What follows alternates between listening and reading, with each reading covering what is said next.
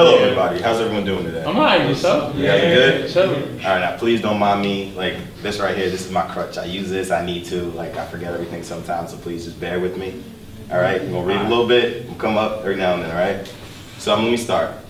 Now, a lot of people know me as Leman, a funny, pretty confident guy. Thinks he's more confident than Denzel Washington in Training Day. Other people know me as Leman, SGO president, one of the many leaders on this campus.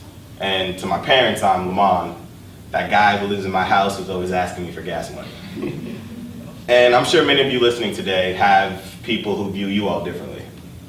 And the reason why is because you have a lot of things going on in your life that require you to act differently in certain situations. And don't worry, you're not weird. This is everyone. Everyone is like this. Everyone changes up in conversation. You're just code switching. You know, like the way that you talk to your friends isn't the same way that you would talk to your parents or to your professor. Now, did you ever have one of those talks with someone where you're not talking, you're just doing the listening, and they just keep talking and talking and talking, and then toward the end of it, you're just like you just take like a really heavy breath. You're like, oh man, like they just really laid some stuff on me. I gotta do this, now I gotta do that, and then like your mind is all over the place. Well, earlier I told you that I was involved in a couple of things on campus. Now, one thing that I was involved with is I was a research assistant at the Institute for Dispute Resolution. Let's call it IDR. And when I first joined the IDR, the first task that I was told to do was to edit a web page. Not like a Facebook page or social media, like a web page. And I was like, all right, the first thing I told this guy was, I'm not computer savvy. He challenged me immediately. So he's like, hey Leman, I need you to make a web page. And I need you to put the content. Oh, and get some pictures on there. Oh, and I need a couple of links for this. Oh, and we have a couple of sponsors I need you to go on there and let them put them on. And I was just like, okay, all right, hold on. I don't know how to do any of that. So I went on YouTube and I watched a how-to video and that taught me how to do it all. I was like, all right, cool, so I do this, this, and this. But still, I was clueless. Now I have a barber. Everybody in this, all the males will agree to this, that your barber is your life coach. He gives you advice. He's a comedian. He's all that wrapped in one. Oh yeah, and he gives you nice cuts. He makes you look good. And I told him everything that I was going through, and my barber gave me one piece of advice. He's Dominican, so every time he gives me advice, he gives me like a little language lesson. Now, please, I might say this wrong. Just bear with me. He says, tranquilo, tú lo quieres verdad. Or verdad, one of the two, all right? It means relax, you want it. And I had to want it. So to get through, like when you want it, you get through anything with a positive attitude, with positive energy. Because in my mind, negative, frustrated work isn't your best work. Now we're in college.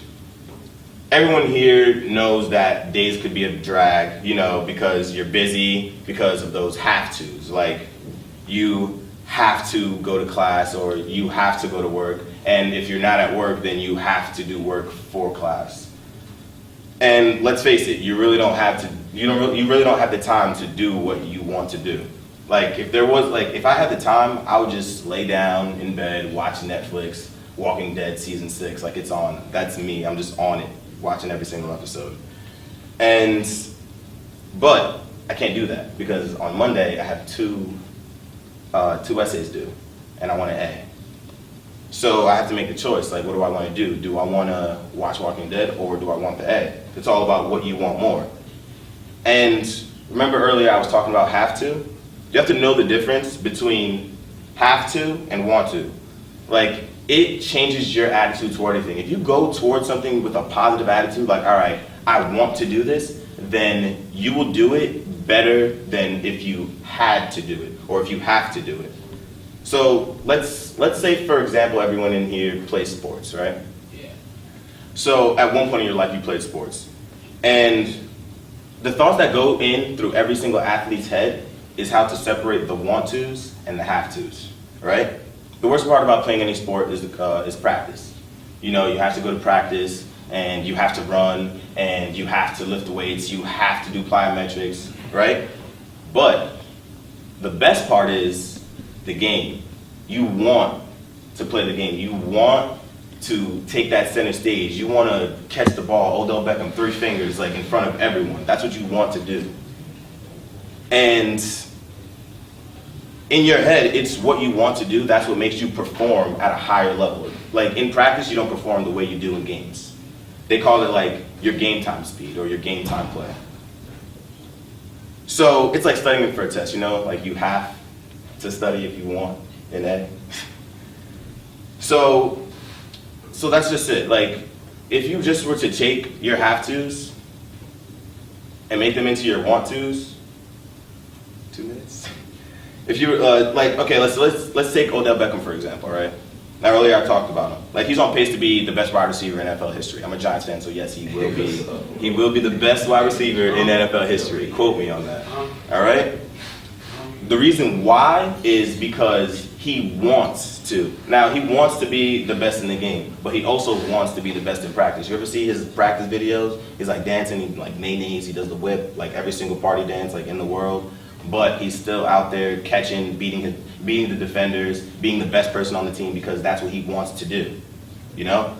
So all that positive energy, you put it towards your wants. Now, you also have to know your limits. You can't want everything. Now, when I first started to get involved, you know, someone came up to me, they're like, hey, Leman, it's great that you get involved, but you know, like you don't want to spread yourself too thin. I'm like, all right, cool. I did not have no idea what spreading yourself too thin meant. I'm like, I'm not a sandwich. I'm not like a piece of butter. Then it got stuck in my head. It's like, oh, spreading yourself too thin. Like I started to like, you're here, you're there, you're everywhere, you're doing too much. Like you're stretching your body all over your place. You're spreading yourself too thin.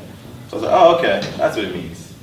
So spreading yourself too thin. The way how to not do that is just keep track of yourself. Keep track of everything that you do, write it down, and you can know, that way you can separate what you want to what you have to. If you think you have to do this, all right, cool. Change it into a want to. You want to do this because you want to be better. You want to succeed.